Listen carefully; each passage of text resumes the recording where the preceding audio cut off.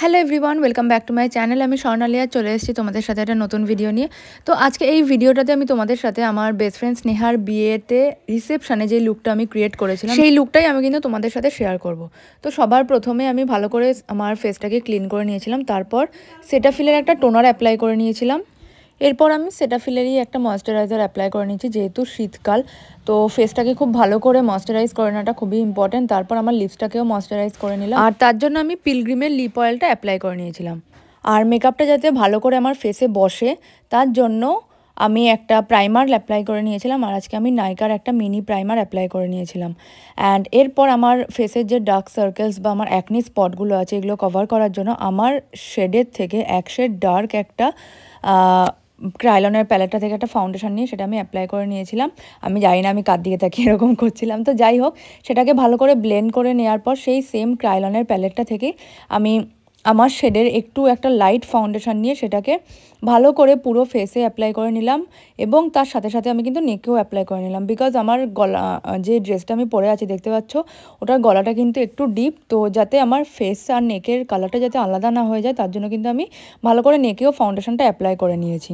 আর যেহেতু ক্রাইলনের সুপ্রা প্যালেটটা শুধু আমরা শীতকালেই ব্যবহার করতে পারি, অ্যান্ড ও বিয়েটা যেই টাইমে হয়েছিল তখন কিন্তু পুরোপুরিভাবে ঠান্ডাও পড়েনি, তার জন্য আমি কি করেছিলাম, আমার ল্যাকমির 925 যে ম্যাট ফাউন্ডেশনটা আছে সেটা আমি হালকা করে ক্রাইলনের যে ফাউন্ডেশনটা অ্যাপ্লাই করেছিলাম তার উপর দিয়ে লাগিয়ে ভালো করে ব্লেন্ড করে নিলাম, যাতে আমার ফেসটা অয়েলি না হয়ে যায়।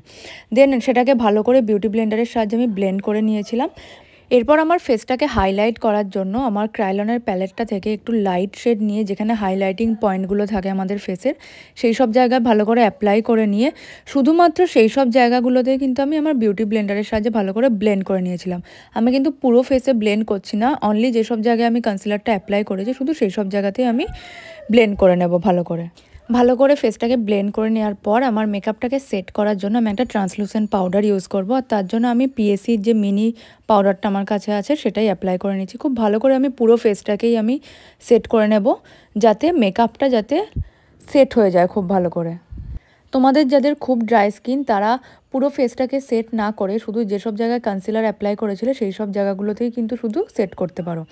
এরপর যাতে আমার মেকআপটা লং লাস্টিং হয় তার জন্য আমি ফার্স্টে একবার সেটিং স্প্রে অ্যাপ্লাই করে নিচ্ছি। তোমরা দেখবে যে আমি রিসেন্টলি এই টেকনিকটা খুব ইউজ করি, যে আমি দুবার সেটিং স্প্রে অ্যাপ্লাই করি যাতে কিন্তু আমার মেকআপটা লং লাস্টিং হয়। একটা হচ্ছে আমার ফেসটাকে পাউডার দিয়ে সেট করে নেওয়ার পর আমি একবার সেটিং স্প্রে অ্যাপ্লাই করে নিই, অ্যান্ড সবার লাস্টে আরেকবার সেটিং স্প্রে অ্যাপ্লাই করি।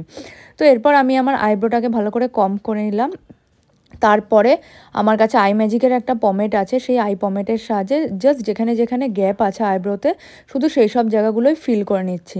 আর তোমরা জানো আমি খুব বেশি ডার্ক আইব্রোজ করতে একটুও পছন্দ করি না, কারণ তাতে কি হয়, আইব্রোজটা ফেক লাগে। যত ন্যাচারাল লাগবে আইব্রোটা তত কিন্তু সুন্দর দেখতে লাগবে। এরপর স্টার্ট করব আমি আমার আই মেকআপ। আর আই মেকআপ করার আগে সবসময় দেখে নেবে যাতে আমরা আগে যে কনসিলার বা ফাউন্ডেশন অ্যাপ্লাই করে থাকি সেটা যেন আইলিডসে ক্রিজ না পড়ে থাকে। যদি দেখো যে ক্রিজ পড়েছে সেটা ভালো করে আগে ব্লেন্ড করে দেবে বিউটি ব্লেন্ডারের সাহায্যে, তারপর তোমাদের আই মেকআপ করা স্টার্ট করবে। তো ফার্স্টে আমি একটা একটু রেডিশ টাইপের একটা মভিশ রেড টাইপের একটা শেড নিয়ে সেটাকে আমার পুরো আইলিডসে অ্যাপ্লাই করে নিচ্ছি। অ্যান্ড তারপর একটা ব্ল্যাক কালারের শেড নিয়ে আমি আমার আইলাইনারের মতো সেই ব্ল্যাক শেডটাকে লাগিয়ে নিচ্ছি। এরপর একটা প্লেন একটা ফ্লাপি পরিষ্কার ব্রাশ দিয়ে সেই ব্ল্যাক শেডটা আর যেই শেডটা আমি আমার ক্রিজে অ্যাপ্লাই করেছিলাম, আমার আইলিডসে অ্যাপ্লাই করেছিলাম, সেই দুটো কালার খুব ভালো করে আমি ব্লেন্ড করে নেব।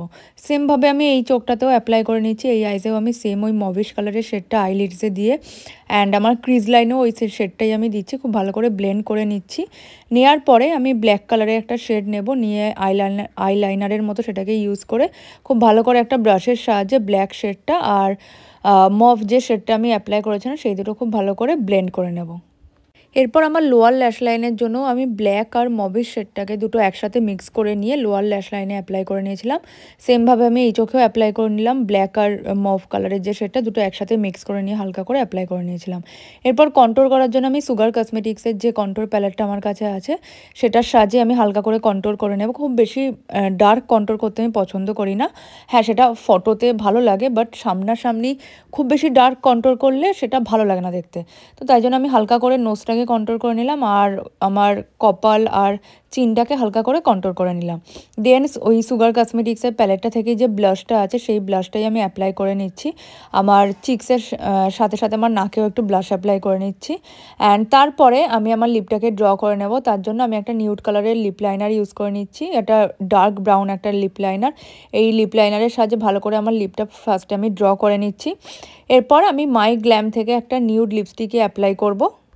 আর আজকে লিপস্টিকের জন্য আমি যে শেডটা ইউজ করছি সেটা হচ্ছে মাই গ্ল্যামের এলআইটি ক্রিমি ম্যাট লিপস্টিক, আর এটা শেড হচ্ছে ওল্ড ফ্যাশন। এরপর আমি জাস্ট হার্বস থেকে নেওয়া একটা লিকুইড লিপস্টিক তার উপর দিয়ে অ্যাপ্লাই করে নিচ্ছি যাতে আমার লিপস্টিকটা ম্যাট হয়। আর এটা হচ্ছে খুব কমফোর্টেবল একটা ম্যাট লিপস্টিক, একটিও আমাদের লিপসটাকে ড্রাই করে না। দেন ওটাকে হালকা করে অ্যাপ্লাই করে নিয়ে আমি ভালো করে স্প্রেড করে নিয়ে ভালো করে অ্যাপ্লাই করে নিলাম। এরপর লাস্টলি আমার আইল্যাশটাকে কার্ল করে আমি আমার ফেভারিট যে মাস্কারা, আমি মেবলিনের এই মাস্কারাটা ইউজ করে থাকি, হাইপার কার্ল মাস্কারা, এই মাস্কারাটা আমি অ্যাপ্লাই করে নিচ্ছি। অ্যান্ড একটা কোট না, আমি সবসময় যখন মাস্কারা অ্যাপ্লাই করি 2 থেকে 3টে কোট মাস্কারা অ্যাপ্লাই করি, তাতে কি হয় আমাদের আইল্যাশটা বড় বড় দেখতে লাগে। অ্যান্ড আমার লোয়ার ল্যাশ লাইনের যে ল্যাশগুলো আছে সেটাকেও ভালো করে মাস্কারা অ্যাপ্লাই করে নিচ্ছি। এটা কিন্তু একটা ওয়াটারপ্রুফ মাস্কারা অ্যান্ড এটার দামও কিন্তু বেশি না, 300 টাকার মধ্যে তোমরা পেয়ে যাবে। যারা অ্যাফোর্ডেবল মধ্যে খুব ভালো একটা ওয়াটারপ্রুফ মাস্কারা খুঁজছো তারা কিন্তু এই মাস্কারাটা অবশ্যই একবার ইউজ করে দেখতে পারো। দেন আমি হাইলাইটারের জন্য আমার মাই গ্ল্যাম থেকে যে হাইলাইটার আছে তার গোল্ডেন কালারের শেডটা আমি অ্যাপ্লাই করে নেবো আমার নাকে, আমার চিক্সে অ্যান্ড যে হাইলাইটিং পয়েন্টগুলো থাকে সেই পয়েন্টগুলোতে আমি হাইলাইটারটা অ্যাপ্লাই করে নিচ্ছি। অ্যান্ড দ্যাটস ইট, মোটামুটি আমার মেকআপ কমপ্লিট। অ্যান্ড লাস্টলি আমি আরেকবার আমার সেটিং স্প্রেটা অ্যাপ্লাই করে নেবো যাতে পুরো মেকআপটা ভালো করে সেট হয়ে যায় আর ভালোভাবে ফেসে বসে যায়। সো আমার মেকআপ অলরেডি ডান। এরপর আমি ইয়াররিংস পরে নেব অ্যান্ড দেন হাতে চুড়ি পরে নিচ্ছি, নিয়ে আমার লুকটা কিন্তু একদম কমপ্লিট হয়ে যাবে। আর আমি আমার চুলটাকে হালকা করে একটু স্ট্রেট করে নিচ্ছি সামনের দিকটা আর পেছনের দিকটা, বিকজ চুলটা বেঁধে রেখেছিলাম বলে একটু এলোমেলো হয়ে গেছিলো, তাই হালকা করে চুলটা স্ট্রেট করে নিচ্ছি। বেসিক্যালি আমার চুল স্ট্রেটই। অ্যান্ড দেন আমি একটু পারফিউম লাগিয়ে নিলাম and this is the final look. তো আজকের ভিডিওটা, এই লুকটা তোমাদের কেমন লাগলো আমাকে অবশ্যই কমেন্ট বক্সে কমেন্ট করে জানিও। অ্যান্ড যদি ভালো লেগে থাকে ভিডিওটা লাইক করতে একদম ভুলবে না। আর যারা আমার চ্যানেলে নতুন তারা কিন্তু আমার চ্যানেলটা সাবস্ক্রাইব করতে একদম ভুলবে না। তো আজকের মতো ভিডিওটা আমি এখানেই শেষ করলাম। আবার তোমাদের সাথে আমার দেখা হচ্ছে পরের ভিডিওতে।